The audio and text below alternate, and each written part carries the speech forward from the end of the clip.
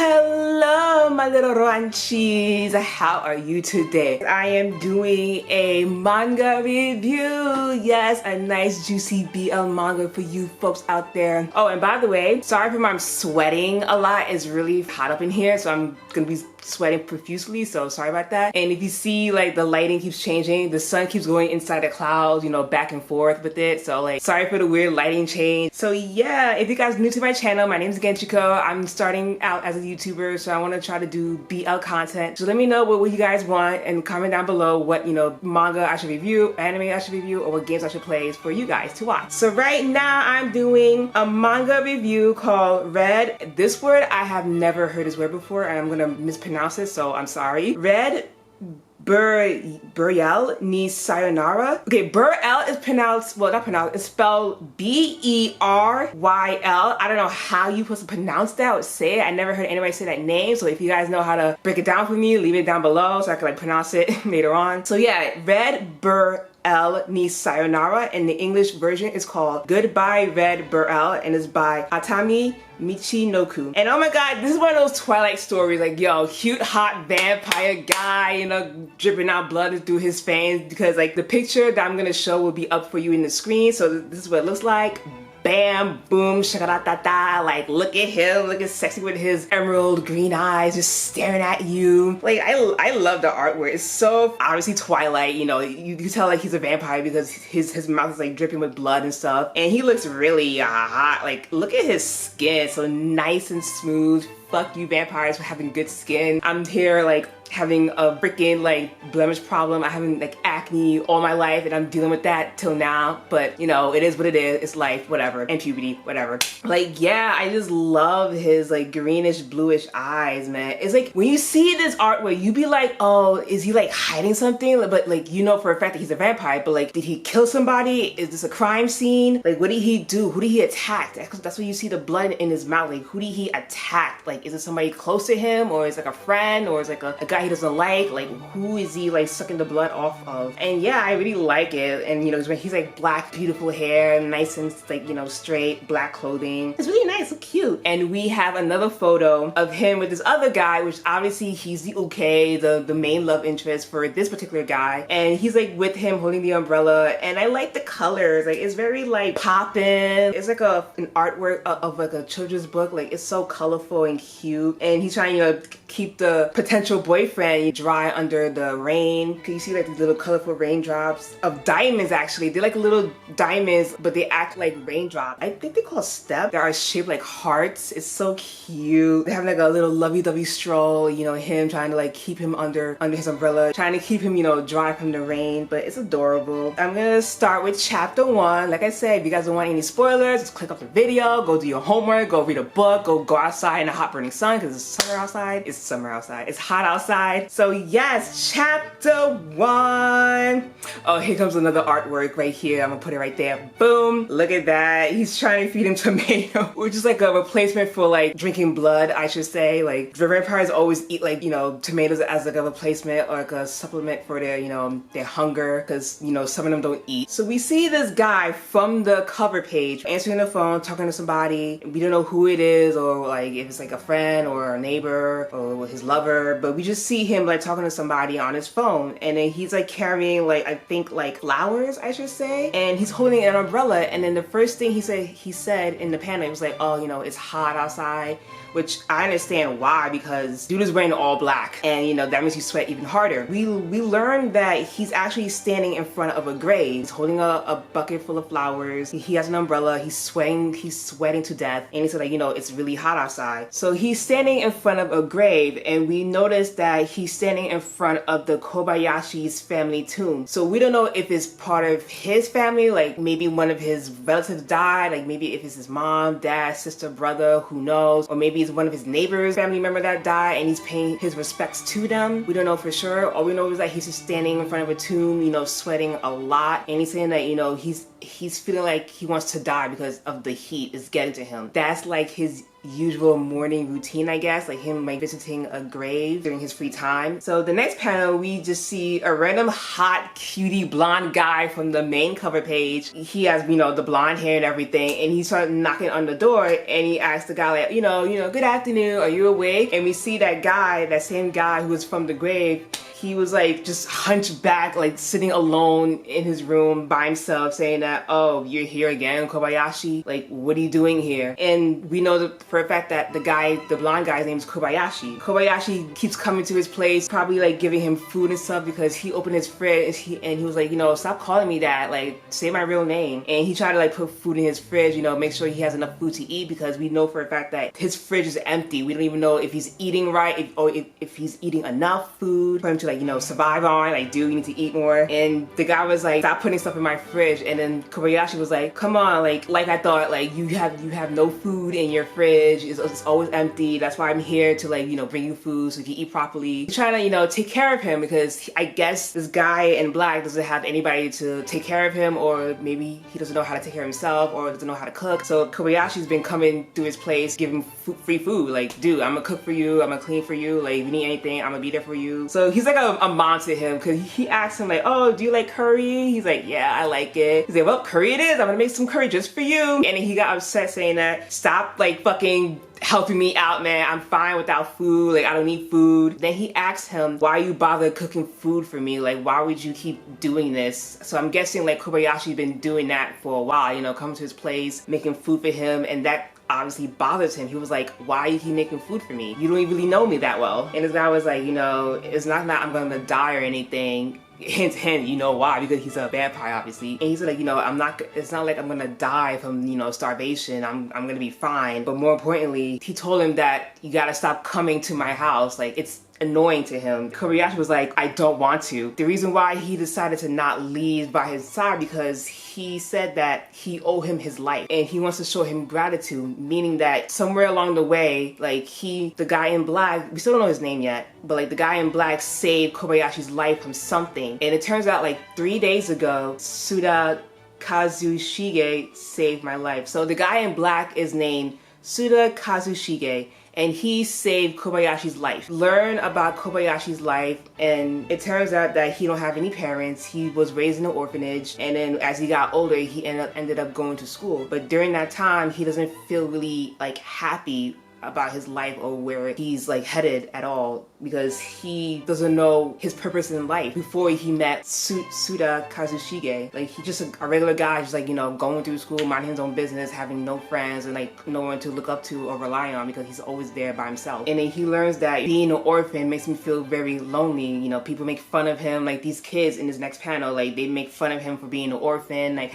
not having a family. He doesn't really get fazed by it. He was like, oh, okay, I thought that's normal. But to him, he thinks that that's normal to not have a family of his own. And these boys was like, oh, like it's common to have parents, how come you don't have them? Like, it's so weird. Like, everybody always have like a mom and dad. Like, you're different, you're a freak for some reason. And then one of them said like, oh, you must have been like abandoned by your parents because they don't like you and stuff. Kobayashi was like, abandoned? Like, he doesn't really process what the meaning of the word abandoned, but like he was like, okay, abandoned. And the guy keep pressing the wound like hard. He was like, yeah, man, nobody likes you. Your parents left you because they don't want to take care of you, they hate you. That's why you're abandoned, because you're an unwanted child. Like, nobody likes you. And that really affected Kobayashi, like, right here. I was like, oh, those two those fucking little jerks. When they get older, they're gonna die somewhere. Don't worry about it. Let karma take care of them, take care of their lives, because they're fucking freaks. Go fuck themselves. So yeah, like, that word, unwanted, really struck him in the core. He was like, yo, is this really true? Like, I've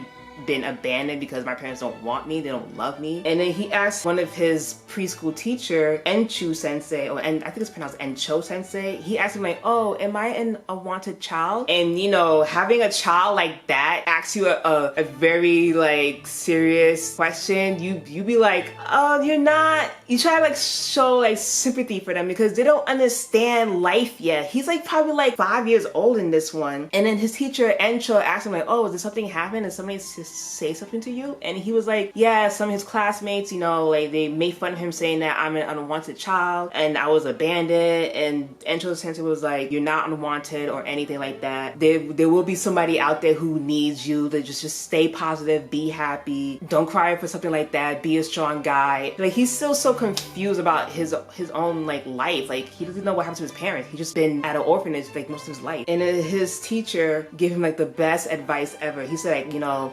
laugh even during the hard times. If you do that, I'm sure you become stronger. So later on, these same kids keep bullying him, throwing rocks at him, and like abusing him. He just kept his sensei's words to heart, be like, you know what, no matter how hard life is, I'm gonna keep smiling and becoming stronger and stronger, which he did. Like, as time goes on, he gotten older, he passed preschool, he went to like middle school, he keep on smiling, and he became stronger and stronger as he got older. He keeps smiling everywhere he goes. He's trying to keep a positive outlook in life because he can't let the bullies like get to him. Like, he just wants to like have a peaceful life. So as he got older and graduated high school, he started a part-time job as a host, a stereotypical like host, because you know he has the looks and everything. So why not be a host? They make good money even though their job is so fucking like depressing as fuck. Like, just be a host, make money, get them bread, you know, pay them rent.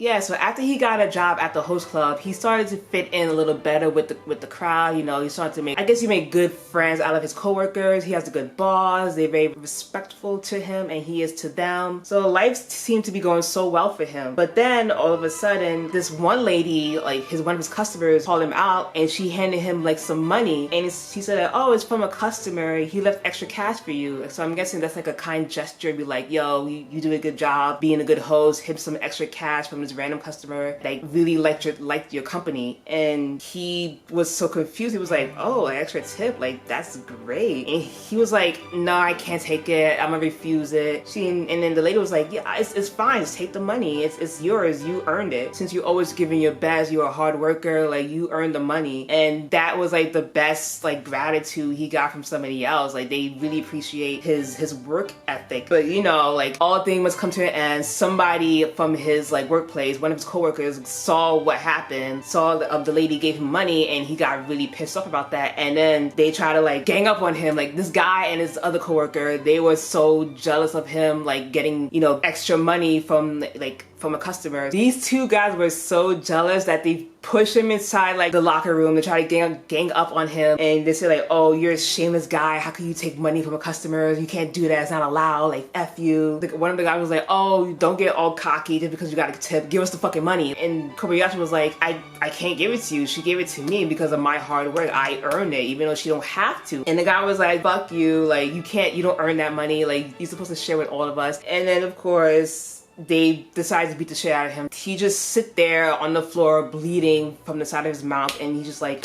fuck my life, like I didn't do anything wrong and these guys hate me for making more money than them. And he was like, and also these two dicks told their boss about what happened. Like, his boss was like so upset, saying that, oh, you got into another fight with the boys. He said, oh, you know, that's too problematic, you need to stop doing that. So the manager or boss was like, you know what, just go, we don't need you, you're very problematic, don't come back tomorrow. So he lost his job.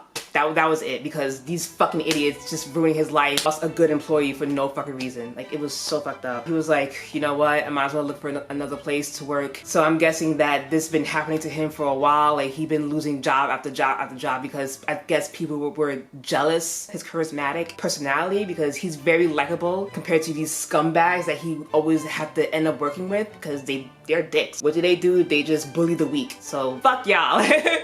Oh my god. Even his boss said that, oh, it's really difficult to find another replacement, but you just gotta go. So if you knew, like, oh, I wish he would have like told him to like, yo, like these guys were ganging up on me, I didn't do anything, like I'm doing my job the way I'm supposed to be doing. Kobayashi was like strolling along by himself in the dark at some random area, was like, you know, thinking to himself like, oh my god, like why does nobody really help him? Like, why nobody see him? Like, where's his value in life? He seemed like he doesn't have any purpose in life because nobody wants to help him. And he said like, you know, no matter how hard he tried or no matter what stuff stuff he can do, all he can do is smile and just stay positive. Like his sensei told him, like, just keep smiling. Maybe something good might happen to you. You're gonna find somebody that needs you the most. Just keep on like living life and smile. And he feels like he's an outsider because nobody really understands him. Even though he's been using Encho sensei's words, he keeps, you know, smiling every day. He tried to smile, just become stronger. But like at times he feel like, he said that he can't do it all the time. It's hard for him to like just live on life the way he is if people are like coming after him and just taking away his happiness. And he can't take that anymore, to the point that he does not fucking care. Like he wants to just like kill himself. So he's been like strolling around in some, I don't know if it's like a abandoned construction area, but like he ended up like wandering towards a construction area, not knowing his surroundings at all. And he was like, I just want to give up. I can't deal with his life anymore. I'm sick of it. I just want to just die. And then what he did not realize is that those like poles, there was like these metal poles that was hanging by the hook by that machine that I totally forgot. I'm blanking out. One of the hook just like snapped off on its own, and all of those heavy ass metal poles start falling towards him, and he didn't even realize what's going on. He just kept walking, not caring about his life or anything, not knowing the fact that these metal poles are coming towards his head. And then after that,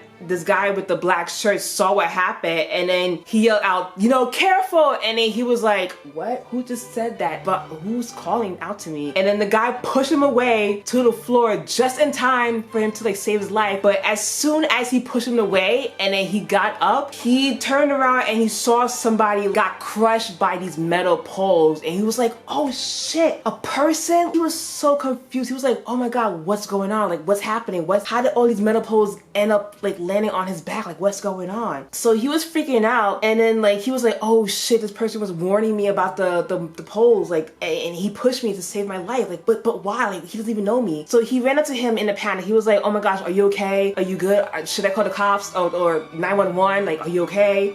And he was trying to, you know, call the ambulance, but the guy was like, you know, don't call him, don't call anybody. I'm gonna be fine. Don't call the ambulance. And the guy was like, oh, you're fine. That's great. I'm so happy. And he asked him like, oh, can you stand up on your 2 feet? And the guy was like, I don't know if I can. It's kind of, you know, difficult. And then when he looked closely, one of the poles pierced through his chest. That single pole pierced through his chest, like right where his heart is, and he was bleeding a lot. And I was like, oh shit. I was like, damn. But obviously, you know, he's a vampire. Obviously, he's gonna survive through that, but the main character does not know about that. But like, that is fucking scary. I would be mortified. I would be like screaming, crying, be traumatized. I was like, yo, that is too gory and graphic for me. After that like moment, and he saw him like got pierced through one of the poles, he was like, yeah, and that's how I met Kazushige-san. Like, just from that one little incident that could have cost his life, but he saved him out of nowhere, even though they don't even know each other. He was like, how you find that shit pierced through your chest? Like, that's fucking crazy. Call an ambulance, you need help. And the guy was like, it's true, like I'm okay, like this is nothing to me, I'm fine. And he was like, but are you okay? He was like, yeah, I'm okay. You see, I just got a scratch on my hands, nothing serious, but like, you need fucking help, dude. You need the ambulance, you need surgery on that chest. And then I'm gonna call him Kazu-san. I'm going to call him Kazu-san because I can't say his full name. I mean, I can say it, but like, as I keep talking, I'm gonna keep butchering it, and I'm gonna be like, ugh. But yeah, so Kazu-san was like, I'm fine, with a smile on his face. Kobayashi was like, shouldn't you take that off, even though it's gonna be painful? He said like, oh, Kazu was like, I can't do it by myself, but like, you gotta give me a hand. And he was like, me? I gotta help you? That's gonna be painful. And then Kazu was like, yeah, like, just help me out, but can you take it from behind, you know, just pull it out like gently? And he was like, do you think a regular guy like me it's gonna like pull out a fucking pole out of your chest just like that? I don't even have a license to do that. Like, dude, I'm not even a doctor. I can't pull shit out. Like, okay. So after he pulled it out, you know, he tried to help him out, and he'd be like, okay, so like, where do you live? And the guy was like, and he lives on the side of the store, like in those crappy ass apartments. So that's where he lives. And then like, Kobayashi was like, how can he still be alive after that incident? Like, how do you still breathe? How do you still walk and talk? Like, how do you manage to survive that? If that kind of weight fall on top of a regular person like Kobayashi, if he was underneath the pole besides him, he could have died. But Kazu-san can't because he's a vampire, but he doesn't know that yet. And then now, here we are today, they're just like chilling at his apartment. Kobayashi was like, you know, I have to thank you for that time, because without you, I would not be here. Without Kazu-san, he would just like be dead, like underneath those crushed poles, and nobody would find out. Nobody's gonna find him because he doesn't have any friends or family or anybody to rely on or cared about him. And he even like told him, he said that during that moment I didn't even care if I lived or not. I was just gonna like, you know, just die somewhere, anywhere. He was very, very thankful and blessed that he saved his life during that time. And then Kazu-san asked him like, oh, you wanted to die? Why? He was like, oh, that bad things been happening to him, losing his job, being bullied by his coworkers, being bullied throughout his life. It gets to him to that point. He was like, I'm just gonna fuck everything, let's fuck it all, and I'm gonna die. So yeah, he's like, you know, a lot of bad things happen, all these unfortunate events, but during that time when, you know, he noticed that when Kazu-san asked him that he was fine, that made him like, you know, really happy, and he was smiling when he asked him that, and that gave him, you know, sense of like warmth and like value in himself, like, yo, I'm happy somebody out there really did like reach out to me, you know, Kobayashi reached out to him and actually saved a nobody like me, and that really pushed him. Kazu's smile helped him push through the negativity and, you know, to live longer in this world. So he was really happy. He said that after he, you know, put Kazu-san to his place, he went home and he cried all night. He was feeling like thankful, like all those emotions, they stay inside you, but like you have to like let your emotions out. He was like balls crying in his bed, like he was like scared, confused, anxious, nervous, like depressed. He was like, damn, somebody is willing to like sacrifice their life for me. I am thankful for that day. He's like, I'm thankful to be alive. I am blessed to be around. Thank you, Lord, for giving me a somebody out there who cares about me. Kazu-san tried to, you know, brush it off, try to be cool and sexy, but like, you know, anybody could be happy if they have their lives saved. He was like, dude, like, I guess, but like to him it was very emotional. And after that, Kazu-san was like, it's just weird how like after seeing the pole go through him, he didn't run away, he didn't scream, he didn't call the cops, he just stayed and helped him. And then Kobayashi like actually revealed, you know, who he is, you know, ooh, so obvious. He was like, oh, I'm surprised that you are a vampire and you seem like drinking blood, like a blood pack. It's so cute. And this is so weird, like this page showed like a colored version of him like drinking a blood pack. I don't know why like this author decided to like color one of the pages through his or her book, like I don't know, but like it was so weird. It went back to the, you know, the original black and white page, and you'd be like, okay, that was like a weird like special treat for us readers, thank you. But yeah, it's like Kobayashi was like, I'm surprised that he's a vampire, and he wasn't really afraid about that. He was like, oh, I'm shocked, and that didn't really faze him at all. He was like, you're a vampire, wow, that's interesting. This is my first time seeing one. I could not believe it. You know, usually you hear them in like books or like stories, myths, legends. He's looking at one right now in front of him. He could not take his eyes off him. He'd been like staring at him. He was like, this is a real vampire I'm talking to. Like, holy crap, it's not from a fairy tale. Like, he is legit. Like, this is awesome. If that was me talking to a vampire, I'd be like, dude, can I have your fucking autograph? Like, this is, you're hot. Like, you're amazing. Like, cool. And then like Kazu-san was so pissed. He was like, thanks to that fucking huge, humongous like wound in my chest, I gotta drink a lot of damn blood packs thanks to you, and it's not enough for him. And then he was like, oh, you know, so sorry, you didn't have to save me during that time, but like, sorry about that, you know, just keep drinking away. And then Kobayashi offered, he was like, oh, why don't you drink my blood, you know, it can help you like heal faster if you drink my blood. And obviously Kazu-san was like, I don't want it, I don't need it, no. And that made him like so depressed. He was like, why? It was my fault, I'm responsible for your injury, like why can't you drink my blood? And then Kobayashi was like, is there anything I can like do to help, because I need to like, you know, show my thanks to you. Kazu-san said something so eerie and like kind of off and creepy. He said that, oh, you want to do something for me? He said like, you know what, then kill me. That was his response. And again with another color page. I don't know why we have this single page colored once again, but I like it though. It looks nice, but like he was like dead serious. You could see it through his eyes. And then Kobayashi was like shocked. Then after that piss, he was like, I don't want to. Hell no. That's not even funny. Kazu-san, you know, try to like, you know, brush off the joke, even though during that one moment he was being really, really serious. He was like, you know what? I'm just kidding. Don't do it. He said, don't make that as a joke. It's not even funny. I'm not gonna kill you. I would not kill my savior. And he asked him like, you know, why you say that after risking your life to save me? Why would you want to be dead? And then, you know, like the typical, you know, stereotypical vampire, you know, knowledge, like, you know, since he's immortal, he really can't die, so that doesn't really matter to him. He could live on forever. It's like whatever, I'm a vampire, it's not gonna do shit to me. Kazushige doesn't really care like about his life really, because he's a vampire, he's immortal, he could do whatever he wants. But if he had like a normal body, he's gonna eventually, you know, pass away by some stupid unfortunate events. He doesn't really care. Either way, he doesn't really care, he just wants to be dead. And then Kobayashi was like, you know, even if you can't die, like, does that mean you can't feel pain? And he was wondering if something might have happened to him in his past life. We don't even know for sure like what happened to him that made him feel so depressed and lonely in this world, because he's very like introverted. He doesn't really go out during the day, only at night. So he wants to like, you know, make him happy by, you know, helping him like make food for him, be by his side, even though he hates that. But we don't know for sure like what's his deal, like why he doesn't want to live anymore. So after that comment, Kobayashi said that, you know, whatever's going on, if something is bothering you, I will stay by your side no matter what. So in the meantime, I'm gonna be taking care of you. And Kazu-san find that like a problem, like it's kind of like a hindrance for him, because he was like, you don't have to do that, like you don't have to help me out. So he went to like go off to clean his room. He's like, yeah, it's fine, like I'm gonna help you by cleaning your room, so it's good. So after that, he went off to his room and he finds some, you know, some dust, maybe dust bunnies or like dirt or maybe bugs, because he haven't been cleaning his room for a while. And he was like, yo, you gotta clean your effing room. And he was like, just don't go into my room, like it's my personal belongings. And he doesn't really care what he said. He just went off and cleaned his room, and that was it. That's the first chapter. So my thoughts. Actually, let me start with the characters. Like Kobayashi, of course, he looks so flamboyant. Like he has like, the long, like I'm a bitch, I could get older girls type of hairstyle, you know.